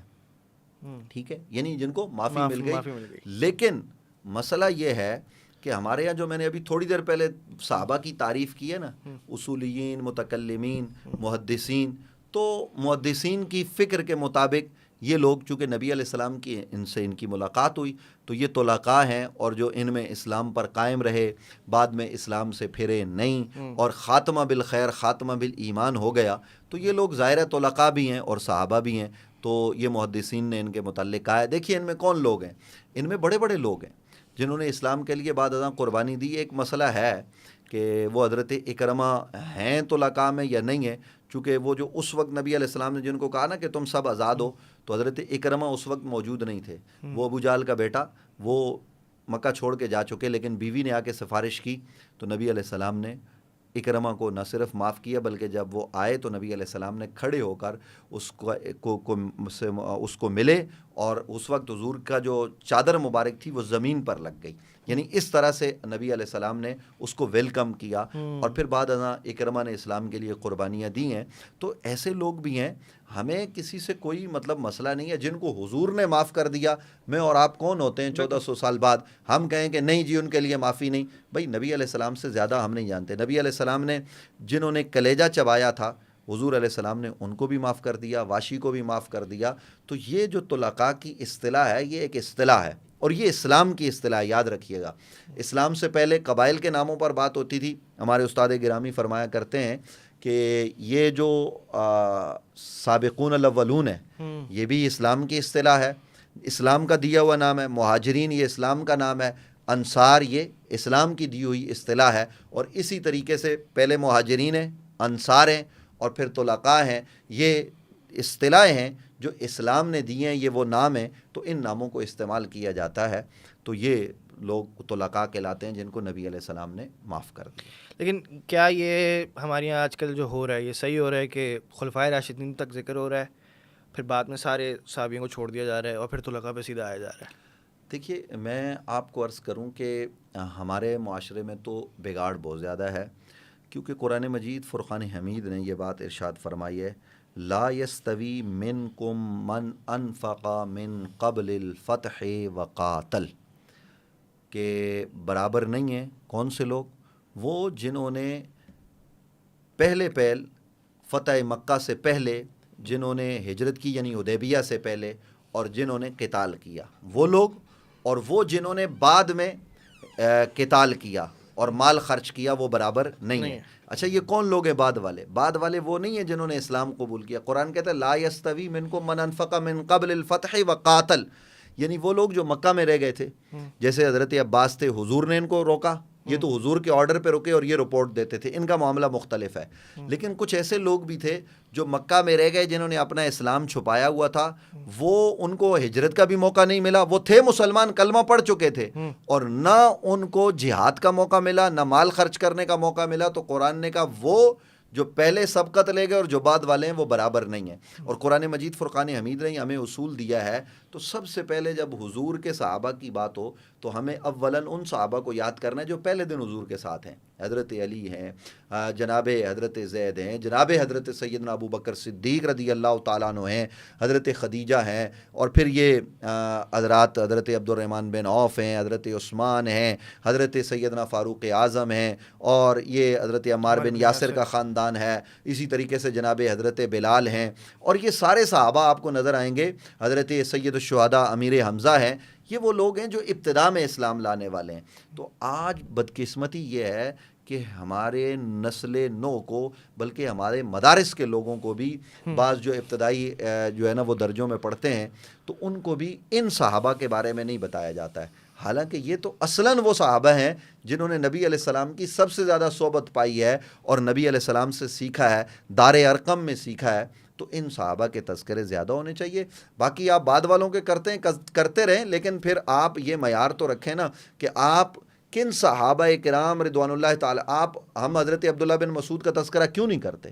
اہل سنت و جماعت کو تو یہ چاہیے کہ وہ تو خاص طور پر حنفیوں کو، وہ تو ہمارے محسن اعظم ہیں. امام اعظم کا جو استاد ہوگا تو وہ محسن اعظم نہیں ہوگا. امام اعظم کے پاس تو ساری روایات ان کی ہیں. حضرت عبداللہ بن مسعود کا نام کیوں نہیں لیا جاتا؟ جناب حضرت عبداللہ بن عباس، ان صحابہ کرام کو، یہ علماء صحابہ ہیں، ان کا تذکرہ بھی ہونا چاہیے. آپ ضرور حضرت ابو ہریرہ کا تذکرہ کریں. حضرت ابو ہریرہ نے یعنی نبی اکرم صلی اللہ علیہ وسلم کے مدینہ آنے کے بعد میرے خیال میں 7 ہجری میں اسلام قبول کیا ہے. روایات ان سے زیادہ ہیں، لیکن روایات زیادہ ہونے کا مطلب یہ نہیں ہے کہ جناب حضرت ابو ہریرہ کا ہم اس طرح سے تذکرہ کریں کہ ہم عبداللہ بن مسعود جیسے صحابی کو چھوڑ دیں. کیوں؟ وائے سمجھ میں نہیں آتا نا ہمیں کہ آپ حضرت عبداللہ بن مسعود کو چھوڑ رہے ہیں.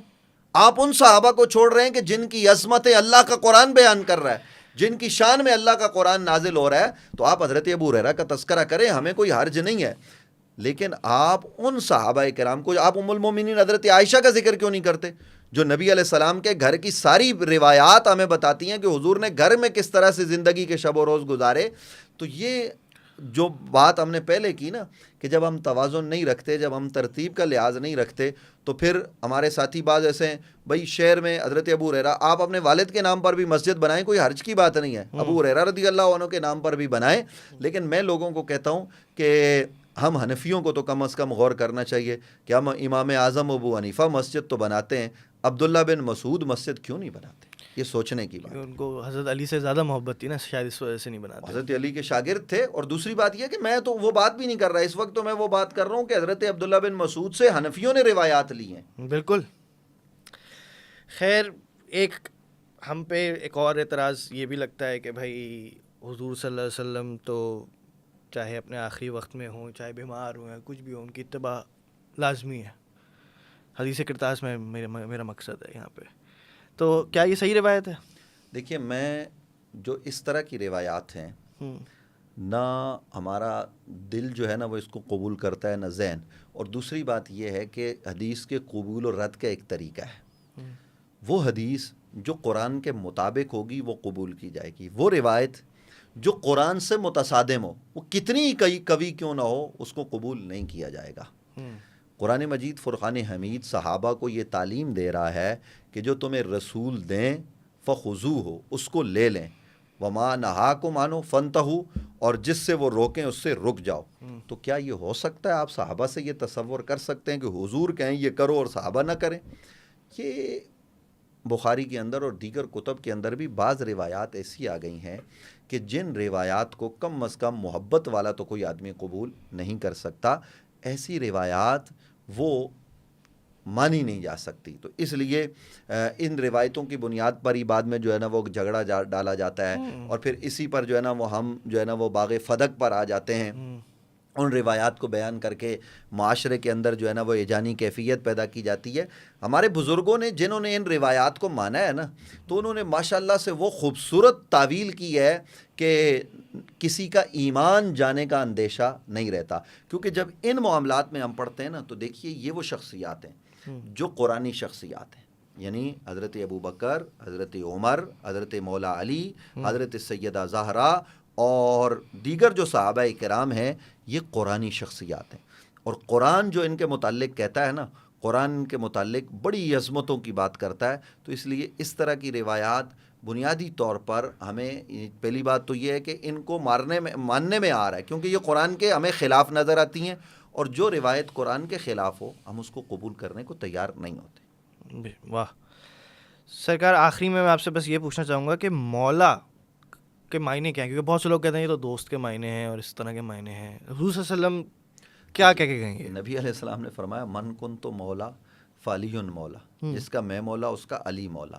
اور ساتھ میں یہ صراحت فرما دی تھی پہلے بھی کئی مقامات پر بھی کہ میں آخری نبی ہوں, میرے بعد کوئی نبی نہیں ہے. اے علی تیرا میرا وہ تعلق ہے جو موسیٰ و ہارون کا ہے, لا نبی آبادی, میرے بعد کوئی نبی نہیں ہے.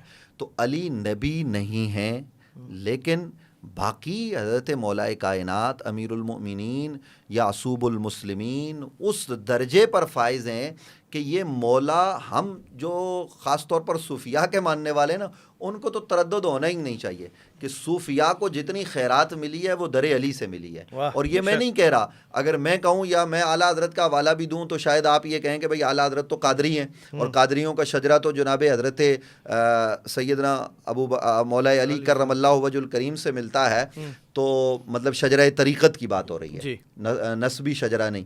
تو نسبی شجرہ بھی شیخ عبد القادر جیلانی کا تو وہیں جاتا ہے, لیکن جو ان کے مریدین ہیں میں ان کی بات کر رہا ہوں, ان کے خلفاء کی بات کر رہا ہوں. تو حضرت مولا علی کے حوالے سے حضرت مجدد الفسانی شیخ فاروق احمد سرندی رحمۃ اللہ تعالی علیہ وہ یہ بات ارشاد فرماتے ہیں کہ جو پہلی امتوں میں ولی ہوئے, یعنی حضرت آدم علیہ السلام کے زمانے سے لے کر حضرت عیسیٰ تک, بلکہ خود رسول اللہ تک جتنے لوگ بھی ولی ہوئے, جن کو ولایت ملی, تو ولایت ان کو در علی سے ملی ہے.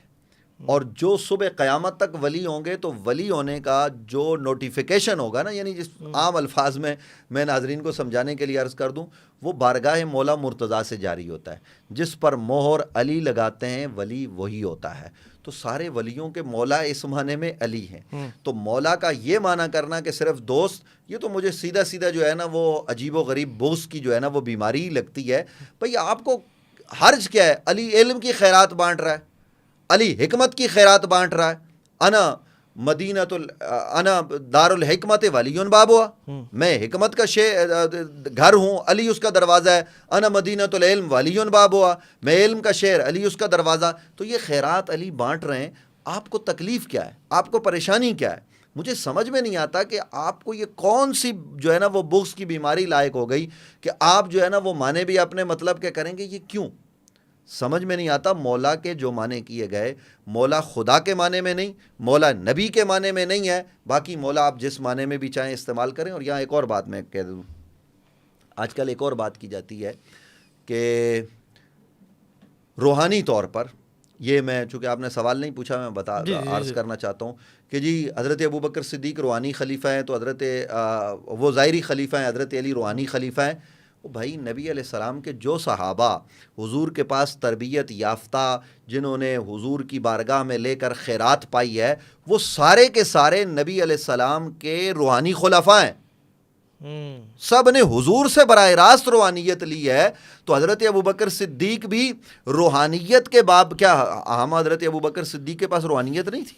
کیا حضرت عمر کے پاس نہیں تھی؟ کیا حضرت علی حضرت عثمان کے پاس نہیں تھی؟ طلحہ و زبیر, سعد و سعید, اور جناب عبد الرحمن بن عوف, ابو عبیدہ ابن جراح, اور یہ سارے صحابہ, ان کے پاس, سب کے پاس روحانیت ہے. لیکن بات یہ ہے کہ اللہ کے رسول صلی اللہ علیہ وسلم نے اگر علی کے متعلق یہ کہا ہے کہ میں حکمت کا گھر ہوں, علی اس کا دروازہ ہے, تو یہ حکمت کیا ہے؟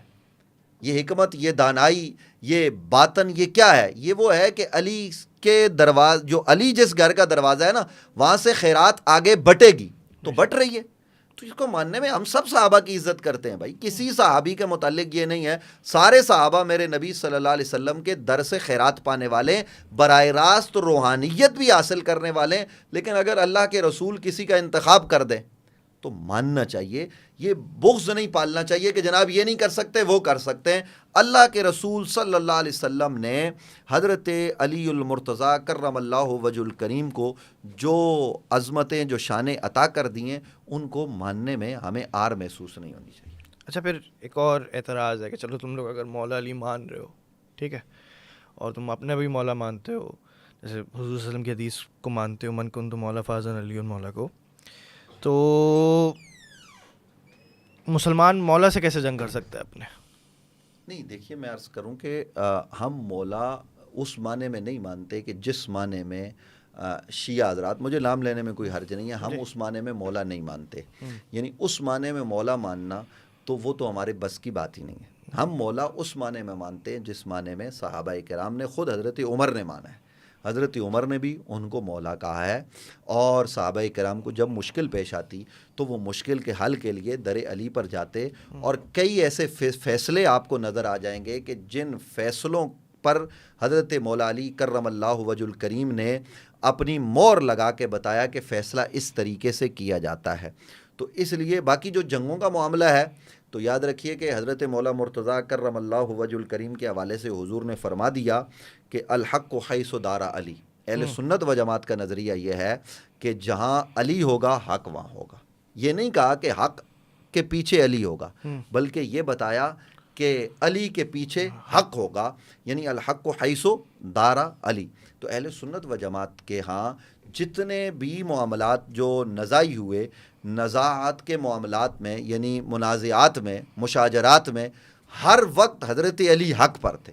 اب مقابل آنے والے جو لوگ ہیں ان کی کیفیات الگ ہیں. ہم حضرت سیدتنا عائشہ صدیقہ، حضرت طلحہ، حضرت زبیر رضی اللہ عنہم کے حوالے سے کوئی کلام نہیں کرتے، اس لیے کہ انہوں نے احساس کیا. اور خود حضرت مولا علی نے جب ان کا اکرام کر لیا، حضرت علی نے ان پر کوئی فتویٰ نہیں لگایا، بلکہ کیا کہا؟ حضرت مولا علی کرم اللہ وجہ الکریم نے عملاً ان کو واپس مدینہ منورہ اکرام کے ساتھ بھیج کر یہ درس دیا کہ یہ مومنوں کی ماں ہے. تو وہاں کوئی جملہ نہیں کہا جائے گا. باقی دوسری طرف جب ہم آتے ہیں تو ان کے متعلق حضرت مولا علی نے کیا کہا؟ وہاں جو صفین کا معاملہ ہے وہاں حضرت علی کا فرمان موجود ہے، اخواننا بغوا علینا، جنہوں نے ہم پر بغاوت کی ہے، ہم سے جھگڑا کیا ہے، وہ ہمارے بھائی ہیں. ٹھیک ہے نا. پھر دوسرے مقام پر فرمایا قتلانا و قتلاہم فی الجنہ، جو ہماری طرف سے لوگ مارے گئے یا ادھر مارے گئے وہ جنت میں جائیں گے. تو ہمیں زیادہ کلام کرنے کی ضرورت نہیں. حضرت مولا مرتضیٰ نے خود کہہ دیا کہ وَيَسِيرُ الْأَمْرُ إِلَيَّ وَإِلَىٰ مُعَاوِيَةَ، میرا اور معاویہ کا معاملہ یہ اللہ کی بارگاہ میں پیش کیا جائے گا. تو اس لیے ہم امت کے وسیع تر مفاد میں اور اہل سنت و جماعت کے اتحاد اور اتفاق میں لوگوں کو اس بات کا مشورہ دیتے ہیں کہ پہلی بات یہ ہے کہ مشاجرات کو چھیڑا نہ جائے. جب آپ چھیڑتے ہیں تو بڑے واضح طور پر کہیں کہ حضرت علی کرم اللہ وجہ الکریم حق پر ہیں، اور جو مد مقابل آئے ان کی خطا کی بات صاحب بار شریعت نے بھی کی ہے، دیگر نے بھی کی ہے، خطا کو خطائے منکر بھی کہا ہے اور خطائے اجتہادی بھی کہا ہے. یہ اہل سنت و جماعت ہے، یہ سارے لوگ اہل سنت کے ہیں، کوئی ان میں سے ایسا نہیں ہے جو غیر اہل سنت ہو. میں دائرہ اہل سنت میں رہ کر بات کرنے والا آدمی ہوں اور ہم اہل سنت و جماعت کے دائرے سے باہر نہیں جاتے.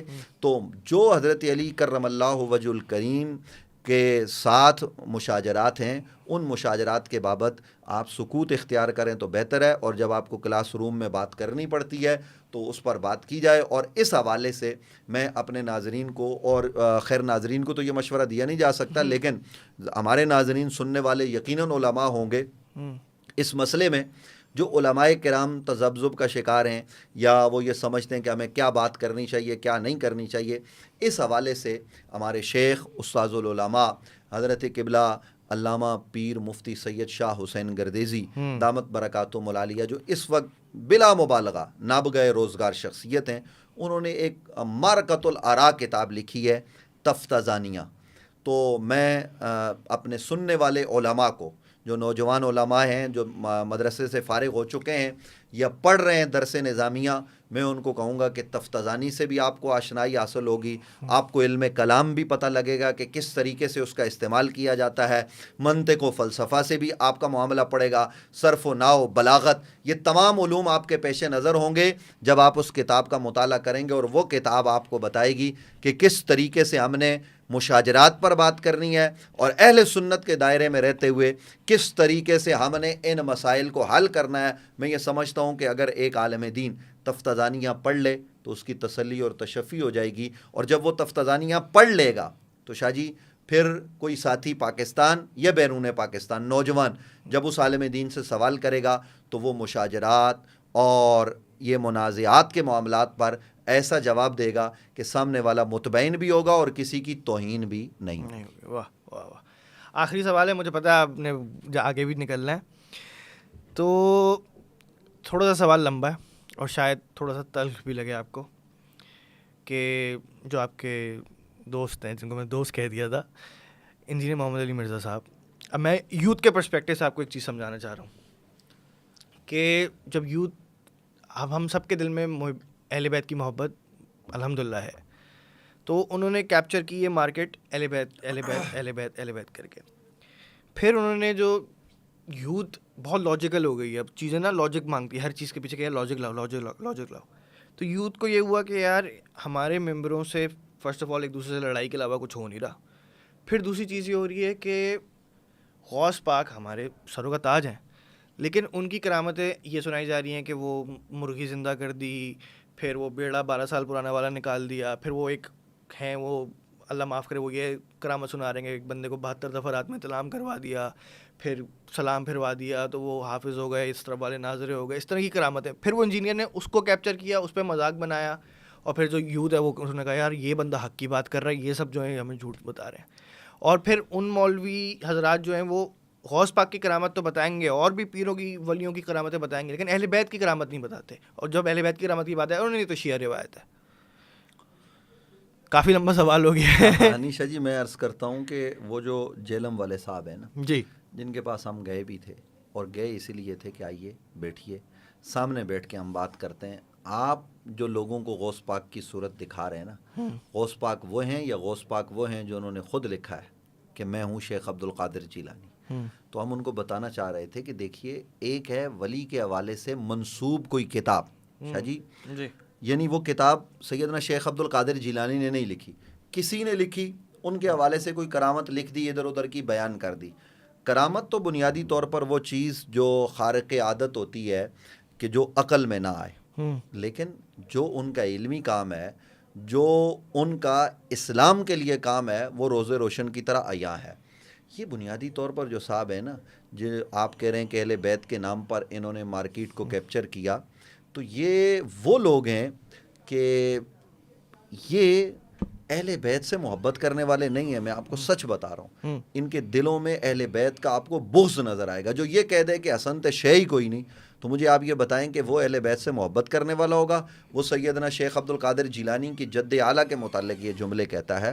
اور پھر دوسری بات یہ ہے کہ اولیاء اللہ کا ایک نظام ہے، حضرت خواجہ خواجگاں خواجہ معین الدین چشتی اجمیری رضی اللہ تعالیٰ عنہ کی ذات، اگر آپ ان کو دیکھیں تو ان بزرگوں نے کوئی کتاب لکھی ہی نہیں ہے۔ تو یہ اصل میں اسلام میں ایک دراڑ ڈالنے کے لیے کہ جناب یہ فرقہ بھی یہ فرقہ بھی یہ فرقہ بھی، بنیادی طور پر میں ایک آپ کہیں گے بڑی خطرناک بات کر دی ہے۔ یہ جو ہمارے جیلم والے دوست ہیں یہ بنیادی طور پر قادیانیوں کے سہولت کار ہیں، یہ بنیادی طور پر ملحدین کے سہولت کار ہیں۔ الزام ہو گیا، نہیں الزام نہیں لگا رہا میں، بالکل الزام نہیں لگاتا، میں اس کے لیے شواہد پیش کرتا ہوں۔ جی، یہ صاحب کس کی حمایت کر رہے ہیں؟ کس کی حمایت؟ سلمان رشدی کے حوالے سے جو آدمی انڈیا میں کمپین کرتا ہے اور اس کو ایک بڑا مفکر بنا کر پیش کرتا ہے، جو سلمان رشدی کے حق میں بولتا اور لکھتا ہے، اس کے یوٹیوب چینل کو سبسکرائب کروانے کے لیے یہ صاحب اپنے یوٹیوب سے اعلان کرتے ہیں, اور یہ ویڈیو موجود ہے, یہ میں کوئی الزام نہیں لگا رہا, ٹھیک ہے, یہ موجود ہے. یہ آپ اگر آپ اپنے اس پوڈ کاسٹ میں کسی موقع پر چلانا چاہیں تو میں اپنے دوستوں سے کہوں گا کہ وہ ویڈیو آپ تک پہنچا دیں. آپ اس کے ساتھ بالکل اس کو لگا دیں, اس کا لنک دیں کہ یہ ویڈیو ہے وہ جو یہ صاحب جو کر رہے ہیں. اب اس کے بعد آگے بڑھیے, اس کے بعد آپ آگے بڑھیے تو میں آپ کو دوسرا کلپ بھی دوں گا اور آپ لازمی چلائیے گا, بلکہ میں آج ہی آپ کو پیش کر کے جاؤں گا, جس میں یہ صاحب اولیاء اللہ کی دشمنی میں نبی اکرم صلی اللہ علیہ وسلم کی ختم نبوت پر معاذ اللہ آپ کو حملہ آور نظر آئیں گے. یہ میں کوئی بریکنگ نیوز نہیں دے رہا, یہ حملہ آور نظر آئیں گے.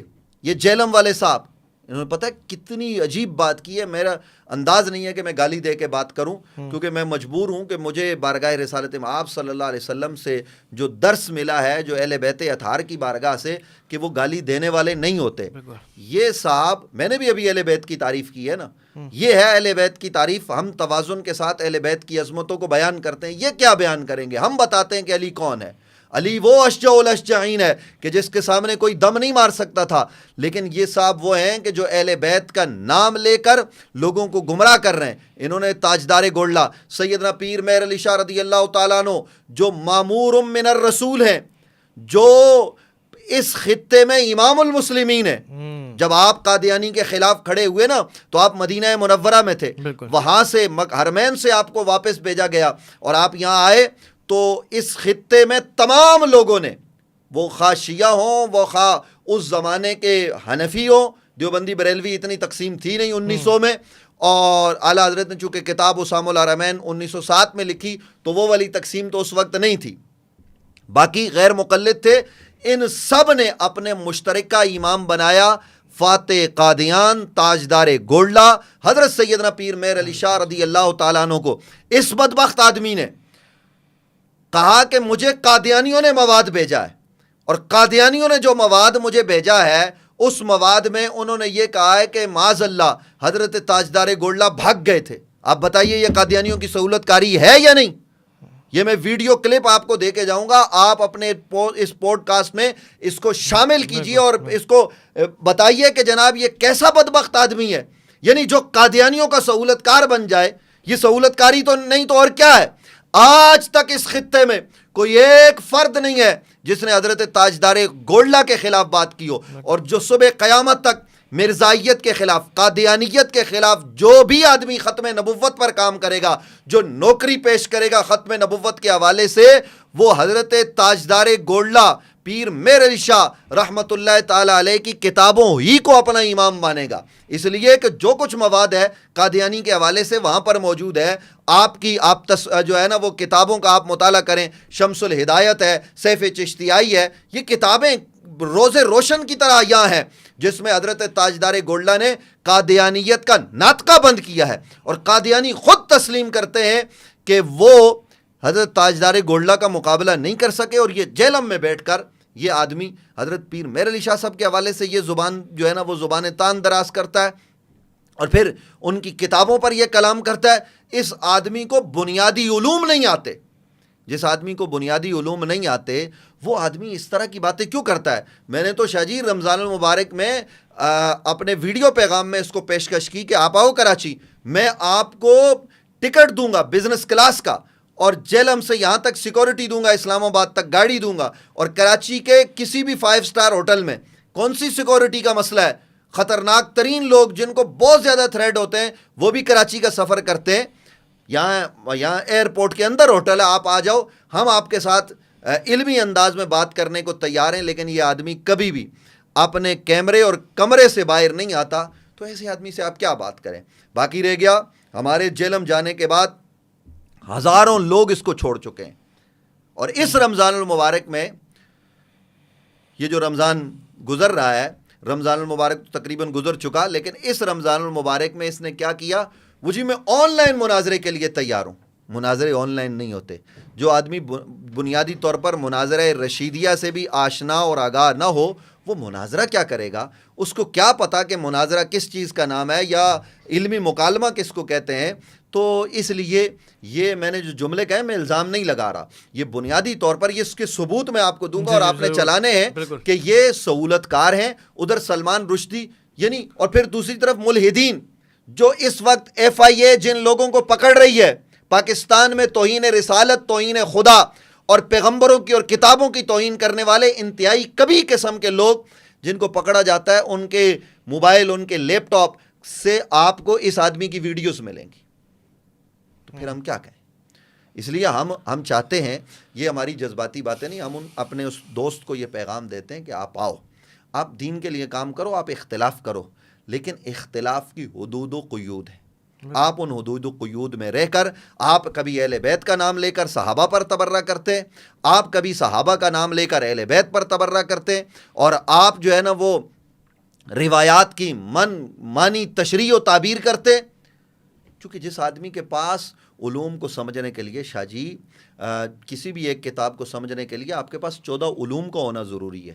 یہ آدمی قرآن مجید، فرقان حمید دیکھ کر، ہم یہ تانا نہیں دیتے، قرآن مجید دیہاتوں میں لوگ ایسے ہی پڑھتے ہیں، لیکن آپ جب یہ دعویٰ کرتے ہیں نا کہ میں لوگوں کی رہنمائی کر رہا ہوں، تو اس میں پھر آپ کو علوم چاہیے، پھر آپ کو اس میں صرف ناو آنی چاہیے، پھر اس میں آپ کو منطق، فلسفہ، پھر بلاغت، پھر جو ہے نا وہ دیگر علوم آپ کو بنیادی آنے چاہیے. آپ کو حدیث سمجھنے کے لیے صرف علم حدیث کافی نہیں ہے، آپ کو اصول حدیث کا علم بھی آنا چاہیے. آپ کو فقہ سمجھنے کے لیے صرف فقہ کا علم نہیں بلکہ اصول فقہ بھی آنی چاہیے. یہ وہ تفسیر سمجھنے کے لیے آپ کو اصول تفسیر آنی چاہیے. آپ کو ناسخ منسوخ کا پتہ ہونا چاہیے. آپ کو جو ہے نا وہ تمام کتابیں آپ کے پیش نظر ہونی چاہیے. روایات پر جب آپ کلام کرتے ہیں تو پھر آپ راویوں کے حالات کو جان کر کہ اس راوی نے مدینے میں جو روایت کی وہ کیوں قابل قبول ہے، کوفہ میں جو آ کر قبول بیان کی ہے وہ کیوں مردود ہے، ان باتوں کو صرف ایک راوی اگر اس کو کوئی کتاب یہ لکھتی ہے کہ یہ سکہ ہے، لیکن کیا وہ اس کی ساری زندگی سکہ ہے؟ یہ علوم سے تعلق رکھنے والی چیزیں ہیں جو ان صاحب کے پاس نہیں ہیں. یہ صرف جو ہے نا چھکے چوکے مارتے ہیں، اور وہ چھکے چوکے مار نہیں پاتے، اور پھر یہ اس طریقے سے بولڈ ہوتے ہیں کہ سرے راہ ان کی بدنامی ہوتی ہے. اس لیے ہم کہتے ہیں کہ خبردار، قادیانیوں کے، ملحدین کے، سہولت کار گستاخوں کے مت بنو. آپ ہدایت کی طرف آ جاؤ. اور جو اولیاء اللہ کے خلاف بولتا ہے، آپ خانقاہی نظام سے تعلق رکھتے ہیں شاہ جی، اولیاء اللہ کا ایک نظام ہے. خانقاہوں کے اندر یہ صرف کرامتیں نہیں ہوتی، وہاں لوگوں کے دل بدلے جاتے ہیں، وہاں لوگوں کو کھانا دیا جاتا ہے، وہاں پانی پلایا جاتا ہے. ہمارے اس خطے میں اسلام صوفیاء نے پھیلایا ہے، تو صوفیاء کے خلاف جو بولتا ہے نا وہ گمراہ ہو جاتا ہے. آپ اگر کوئی غلطی ہے کسی کتاب میں تو آپ ہمیں بتائیے، ہم اس کی وضاحت کریں گے، ہم پابند ہیں. لیکن آپ اگر ڈنڈا لے کر قادیانیوں کی سہولت کاری کریں گے تو آپ نہ دنیا میں کامیاب ہوں گے، نہ آخرت میں رسوائی آپ کا مقدر ہوگی. چلیں پھر اس امت کے لیے آپ آخری میں کچھ دعا فرمائیں تاکہ اس امت کو عقل آئے. ہم تو شاہ جی یہ دعا کرتے ہیں ہر وقت، ہر لمحہ، ہر لحظہ کہ اللہ رب العالمین نبی اکرم صلی اللہ علیہ وسلم کی امت کے حال پر رحم فرمائے. آمین. اور ہم ان باتوں سے، یہ جو گفتگو آپ نے کی ہے، یہ جو ہم کر رہے ہیں، ہم ان سے نکل کر اسلام کے لیے سوچیں. اس وقت غزہ میں جو کچھ ہو رہا ہے، آپ کیا سمجھتے ہیں؟ یہ جو ہمارے جیلم والے دوست کر رہے ہیں یا یہ دیگر جگہوں پہ ہو رہے ہیں، ہم تو پورا رمضان اس پہ بات کر رہے ہیں کہ جناب یہ کیا ہو رہا ہے، یہ کیا چل رہا ہے کہ وہاں بچوں کی لاشیں، چھوٹے چھوٹے بچوں کی لاشیں نا ماں باپ نے فریج میں رکھ دی. بالکل جی. اور فریجوں سے اب وہ ظاہر ہے جب انہوں نے بمباری کی ہے تو وہ باہر نکل رہی ہیں. تو اس وقت دعاؤں کی ضرورت بھی ہے، اور دعا سے آگے بڑھ کر اتحاد کی ضرورت ہے. یہ دشمن کے ایسے نمائندے جو ہماری صفوں میں انتشار پھیلا رہے ہیں، ان کو ہم دور کر کے یا ان کو سمجھا کے اپنا بنا کے اپنی صفوں کو متحد کریں، اور ایسی صف بندی کریں کہ ہم اپنے خلاف اپنی توانائیاں اپنوں کے خلاف استعمال نہ کریں، بلکہ ہماری توانائی اللہ وہ دن لائے، وہ سورج طلوع ہو کہ جب ہماری توانائیاں ساری کی ساری جناب محمد الرسول اللہ صلی اللہ علیہ وسلم کی امت کی بقا کے لیے صرف ہوں. اور حضرت سیدنا امام مہدی رضی اللہ تعالیٰ عنہ جنہوں نے آنا ہے، تشریف لائیں گے وہ، تو انقلاب بھی آئے گا، سارے معاملات ہوں گے. لیکن اس سے پہلے ہم حضرت امام مہدی رضی اللہ تعالیٰ عنہ کے حوالے سے، یعنی ان کے لشکر میں ہم شامل ہوں. اس کے لیے ہمیں جو ہے نا وہ کوشش اور تگ و دو کرنی چاہیے. اللہ رب العالمین ہمیں اس کی توفیق نصیب فرمائے. آمین آمین آمین.